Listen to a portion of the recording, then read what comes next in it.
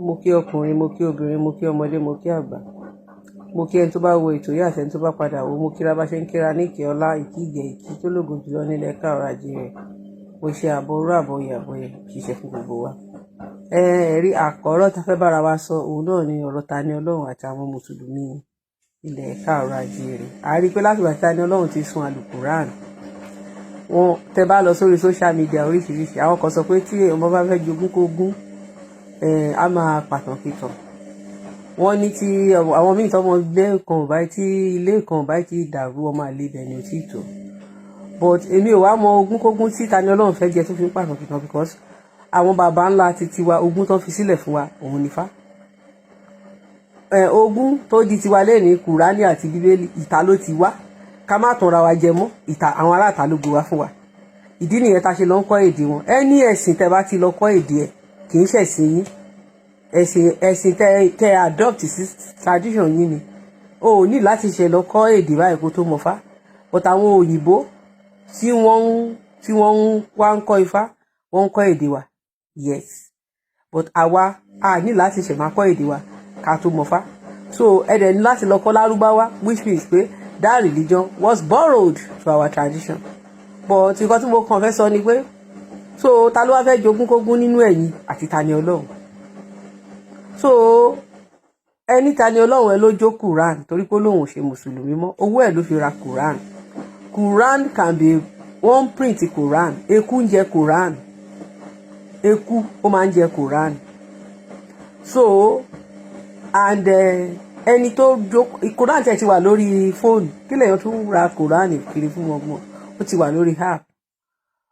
Òyìnbó ti sáyé dẹ̀rọ̀, but unfortunately for my people, I was highly brainwashed. So adẹ̀ ti wà ẹ̀sìn yìí àti ẹ̀mọ́ tí wọ́n pé wọ́n gbé wá fún wa ni. Àwọn ọ̀yàn kan ní Ọ̀yọ́ wọ́n ba ẹ̀kú eégún, wọ́n dáná sun ẹ̀kú eégún ìdílé wọn. Nígbà tí wọ́n dẹ̀ ń jó wọ́n sọ pé àlàwákúbá. Wọ́n wá sọ pé wọ́n fògo fọ́lọ́run, wọ́n ti gbàgbé pé Olódùmarè, Ọlọ́run Olódùmarè, Ifá Ifá sọ pé ilé ẹ̀ ni egúngún ti rọ̀ wá sílé ayé. Ifá ò sọ pé egúngún wá láti ilé Àláwò. Mo ṣe sọ pé ẹ má máa pe Àláwò lólódùmarè mọ́, because ẹ má máa confuse ẹ̀ fúnra wọn. Gbogbo nǹkan tó jẹ́ tolódùmarè lẹ́ni lẹ sọ pé kì í ṣe tọlọ́run mọ́, nítorí pé you are talking about another God entirely different from the person táwọn baba ńlá wa tán narrate. Ìtàn ẹ̀rí Olódùmarè làwọn baba ńlá wa jẹ́, wọn ò jẹ́rìí Àláwò. Ànábì Muhammad ló jẹ́rìí Àláwò, ó dẹ̀ ti sọ nǹkan tó rọ̀ mọ́ Àláwò. So kí là ń try láti sọ ni pé bàbá yìí ó dáná sun nǹkan ìṣẹ̀ǹbáyé, nǹkan tó ń pass láti from one generation àmọ́dún tẹ̀kọ́ eégún yẹn ti wà, máa yẹn ó pass, ó dáná sun. Ó ní òun fi òpin sí shirik ní ìdílé òun. But àwọn Muslim wọ́n yìn, inú wọn dùn pé ó bà nǹkan ìdílé jẹ́. So ṣùgbọ́n Tani Ọlọ́run ó jó Quran tó fowó ẹ̀ rà. Wọ́n ń sọ pé nǹkan tó ṣe kò tí ì sí nǹkan tí wọ́n ti sọ nípa ọmọdé yìí. Mo fẹ́ kẹ́ wo fọ́nrán bàbá yìí tó jó nǹkan ìdílé wọn. Ẹ bá mi wò, òun ni mo máa gbé sínsìn. Ọlọ́run wá wọn bá a ṣe ṣe yìí, Ọlọ́run dákun ṣàánú wa o. Gbogbo ibi tí èsì bá wà tó ètò àtọmọ ogun rẹ̀ Ọlọ́run mọ̀jẹ̀ òní kàtà lórí wa. Mọ̀jẹ̀ káyọ̀ padà sọ fún wa pé ẹjẹ́ lọ gbà ní tí a sọ ń ná lọ́mọ ìjẹ̀kájẹ̀ wà fún lọ́ba wọn. Mọ̀jẹ̀ kó rí bẹ́ẹ̀ Ọlọ́run. Wọ́n láti kò sí agbára kankan tó kọjá agbára àwọn Ọlọ́run. Gbogbo tó bá fẹ́ tẹ̀yìn kíní tá a ṣe lọ ọlọ́jọ́ jẹ́ dáadáa. Ọjọ́ jẹ́ dáadáa fún gbogbo ọmọ àgbẹ̀dẹ.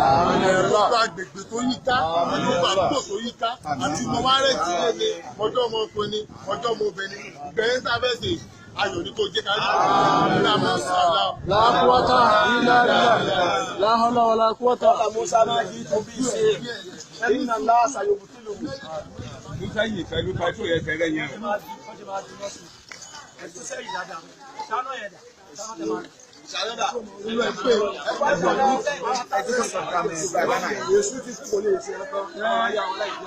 Oto kọ́mọ̀dà yóò bá jọ tán.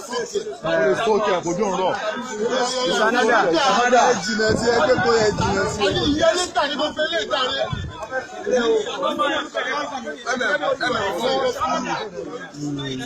ẹgbẹ́lé lórí kó tó náà pọ̀ mọ́ bá.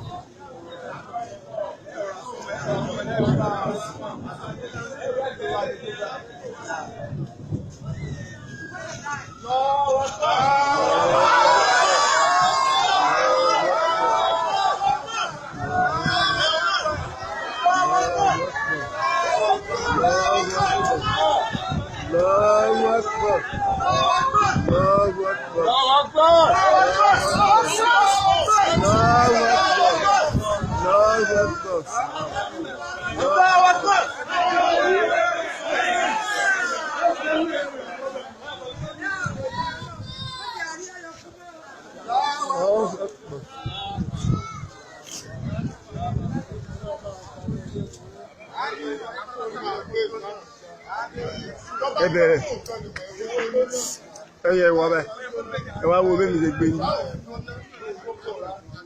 ẹ bẹ̀rẹ̀ báyìí.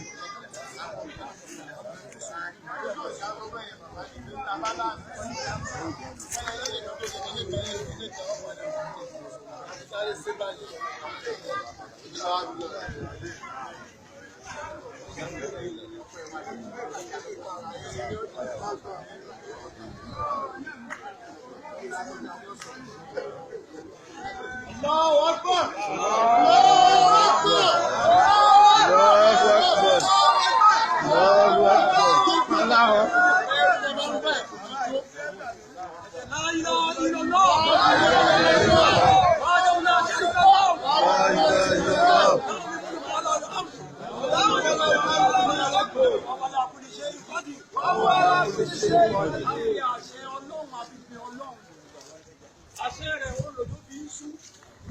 Wọ́n ní kó máa sú nítorí àwa tá a ríran. Òjò ń kù nítorí adití. Òjò ń kù nítorí àwọn afọ́jú láwọn oníṣòwò kí àmì kan kọ́sọ́rọ̀ òjò. Àṣẹ ẹ lọ́dún bẹ́ẹ̀. Mùtíù, wọ́n jẹ́ òparí Ọlọ́run. Mùtíù, wọ́n jẹ́ òparí Ọlọ́run. Akẹ̀bẹ̀ rí Mẹ́kà. Láwọn òwò Káàbà má ṣe Ọlọ́run bẹ́ẹ̀ lára Káàbà. Wọ́n fọ́ sábẹ̀, wọ́n fọ́ eégún bẹ̀, wọ́n fọ́ oró bẹ̀, dàgbà. Ọ̀yà update live gbọ́dọ̀ ẹ̀kọ́ jẹ́ gan live lílé. Ilé alágbẹ̀dẹ, dàpọ̀ lọ́wọ́ ẹ̀sùn fún Ọlọ́run. Dàpọ̀ lọ́wọ́ ẹ̀sùn fún Ọlọ́run. Ògún kọ́ lọ sẹ́lẹ̀ alágbẹ̀dẹ, ògún ya wèrè ní o. Ẹni tí ń dògún ó ya wèrè ní o. Ibi tẹ́mi wà, inú olú ẹlẹ́bọ ni ó, oṣù tẹ́ tí mo wà ó. Ilé ẹbọ, agbolé ẹlẹ́bọ lẹ́bọ wà. Èyí lè sọ fún ẹ̀yẹ arúdì. À ń sọ fún ọ pé kò sí àṣẹ kan àfi Ọlọ́run bá sọ́nà tálá. Kò sí agbára kan àfi Ọlọ́run bá sọ́nà tálá. Àwọn tó ń gbé kùtù dìde tó ṣe ní ìmọ̀lẹ̀ ní alágbẹ̀dẹ. Májì owó ọ̀pẹ̀lẹ́bì Ọlọ́run. Àwọn abẹ́ ẹlẹ́bọ wí á nà ẹlẹ́bọ. À ń gbẹ̀kú orí ẹ̀, à bá fún bí ọkùnrin yìí, àbá ti dẹ́rìn, à ń nà wọ́n, ànàyọ́lọ́wọ́ ti dànù. Inú mi wá dùn pé ọmọ ìyá mi lọ́wọ́ ń gbé jẹ́ lójú mi. Ìjọ ọmọ gbógun ní alágbẹ̀dẹ ní eré wọn pè é. Mo ní máa gbé mi. Ó gbé mi, mo gbé mi. Ọ̀sọ́sà, agbára ọ̀sọ́sà, àjẹ́sà, olóògùn sà, aláàfọ̀nfìlákù sà, wọ́n parun dànù. Wọ́n á bí ọlọ́ba fún ọ ládẹ̀jọ́. Bàbá dáadáa Ọlọ́run bàbá náà àti gbogbo àwọn akẹgbẹ́ wọn nínú ilé alágbẹ̀dẹ bá rọ̀ tó kẹ́sí dábàá ní Ọlọ́run. Wọlé ìtàǹtì bàbá àjà ó. Gbogbo wọn látàbẹ̀ wọlé ìtàǹtì yìí ìmọ̀lẹ̀ là ń tẹ̀sílẹ̀ alágbẹ̀dẹ Ọlọ́run jẹ́ kí wọ́n lè jẹ́ kábàá ní Ọlọ́run. Àwọn ọmọ bí wà àbọ̀dọ̀ mọ́ tọrọ fún wọn. Ó tọrọ lọ́n kí ànẹ́bí bẹ́ẹ̀ mú lọ́wọ́ lẹ́sìn. Wọ́n mọ̀ kó tọrọ rẹ̀ lórí ṣe gbọ́ fún bàbá rẹ̀. Àmọ́ wà ń bẹ̀ àjẹ́ kọ̀kọ́ àìsàn ànábì àìsàn wòlíì. Àmọ́ àfáà tí ó sọ pé ìtàn sọ òbí bẹ́ẹ̀ tàwíìdì gbogbo àwọn àfẹ́sì ń polongo tàwíìdì lọ́ba tàwíìdì ní ànábì lórí àwọn sábà kùsùn mẹ́tàlá Ọlọ́run tàwíìdì lábí náà lẹ́yìn alágbẹ̀dẹ Ọlọ́run wọ́n ti parí Ọlọ́run. tí àdìgbò kò tí ọmọ ilé alábẹ̀rẹ̀ pátá àfi ọlọ́run láti àpárí ọlọ́run láti àánú ọlọ́run ẹ̀kọ́ bẹ́ẹ̀ nìkan ọmọ ọlọ́run. ẹ ṣàdúrà fún láṣọ náà láṣọ. ó dà láṣọ dà kí ni káwọ́ ṣe.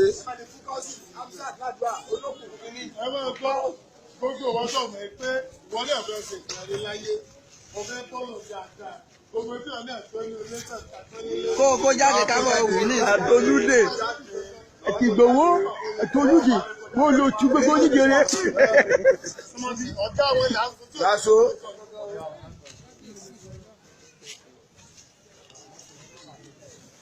Aláàjì kọ́sì agbára òsì lọ́wọ́ oṣó bẹ́ẹ̀ ni òsì lọ́wọ́ àjẹ́ òsì lọ́wọ́ àgbóǹfìrà àwọn aṣàtọ́mọ́jú bá jẹ bẹ́ẹ̀ ni òsì lọ́wọ́ ẹnìkan ọlọ́run ṣé mo ẹgbẹ́ mi mọ̀ ọyẹ ká mi mọ̀ ọyẹ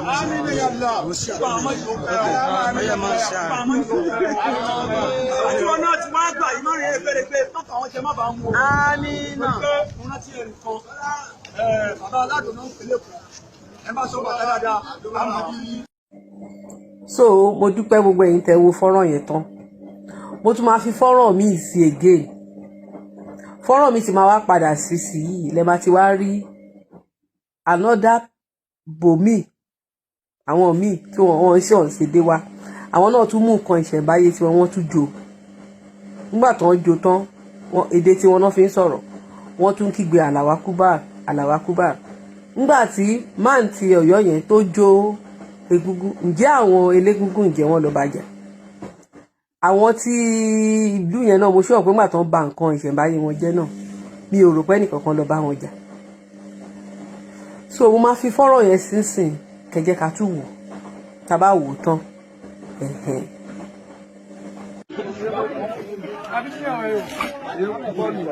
تكسير الصنم يكسرون صنمهم بعد إسلامهم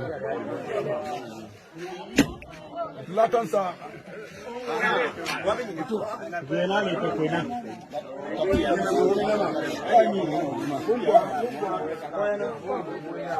الله أكبر الله أكبر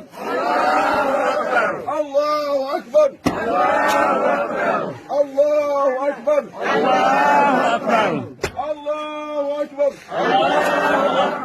الله أكبر الله أكبر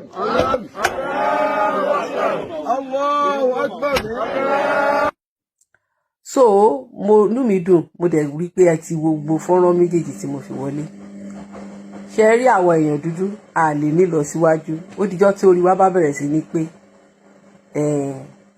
ifá sọ nǹkan kan ó ní pé ajá tó bá máa sọ nìkan ń gbé fúnra lọ́dẹ ìdí nìyẹn tọrọ ta ni Ọlọ́run ṣe tà létí yín fèrè ọlọ́dẹ tó yẹ kẹ́ gbọ́n sìn ẹ̀gbọ́n inú bí yín wọ́n gbà tán gbé Ọlọ́run àjèjì wá sá sílẹ̀ èèyàn dúdú because Ọlọ́run àjèjì nìyẹn gbogbo nǹkan tó ti wà ní ilẹ̀ aláwọ̀ dúdú ó ní kán ba gbogbo ẹ̀ jẹ́ but àwọn nǹkan tó jẹ́ heritage titi wọn nílùú wọn lọ wọ́n keep tradition wọn alive ẹ wá ń bá wọn keep tradition wọn ẹ ń bá nǹkan tí yín jẹ́ Blackstone Mecca ó ti wà before kan tó bí Prophet Muhammad ìyẹn ò wà torí pé wọ́n ṣáà ti sọ fún yín pé Ọlọ́run ẹ fẹ́ mọ̀ anything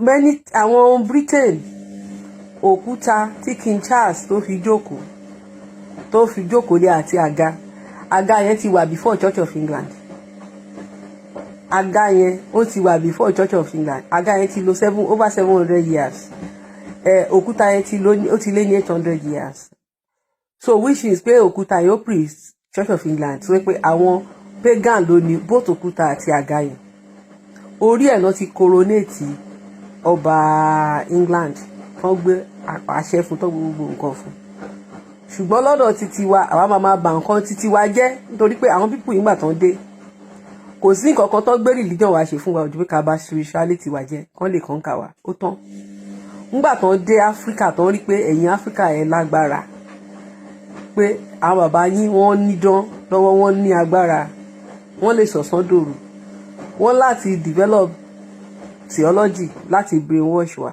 ká lè fọwọ́ ara wa ṣe ra wa àwa rí pé lè ní pé ilẹ̀ aláwọ̀ dúdú àwa ni Ọlọ́run kẹ́ jù láyé, àwa la ní gbogbo nǹkan àlùmọ́nì, ṣùgbọ́n àwa lè èrò ẹ̀yìn. Kí ló ta fi jẹ́ èrò ẹ̀yìn? Èrò ẹ̀yìn ta jẹ́ náà ni pé à ń forí gbégún. Kùránì wọn àti báìbù wọn sọ pé ọmọ tó bá tàpá sí òbí ẹ̀ ó ní ègbé ni fún. So àwa dẹ̀ ń tàpá sáwọn alálẹ̀ títí wa, àwọn tó yẹ pé nípasẹ̀ wọn la fi wá sílé ayé, àtọ̀ wọn òun ló mú wa wá sílé ayé. Àwa ń fi orí gbègún, àwa ń hèlì àwọn bàbá oníbàbá, àwọn bàbá tá a mọ̀ rí, àwọn tó wọn jọ wá àwọn àbá wọn tán. Ókè, ẹ wo àwọn tó ń sun ẹkún wọn yẹn, ẹ wo bí inú lárúbáwá yẹn ṣe ń wò wọn, inú lárúbáwá yẹn ó ń wò wọn. Lárúbáwá lẹni tó gbé tó gbé fídíò yẹn síta, ó ń wò wọn. Ẹ ń ba ayé tí ń jẹ́ torí àwọn lárúbáwá. Ẹ wo bí ìlú tí wọ́n ṣe rí, ẹ wo bí ìlú tàwa ṣe rí. Ẹ wá sọ pé ta ni Ọlọ́run tọ́lọ́run gbé dìde fún yín láti lè liberate yín, láti lè máa sọ fún yín pé èyí ta ti ṣe blind faith ó ti tó. Ta ni Ọlọ́run wá dọ̀tá yín? A tó yé wa, you go soon get sense o. Mi ní sọ jù báyìí lọ. Ó dìgbà kan náà.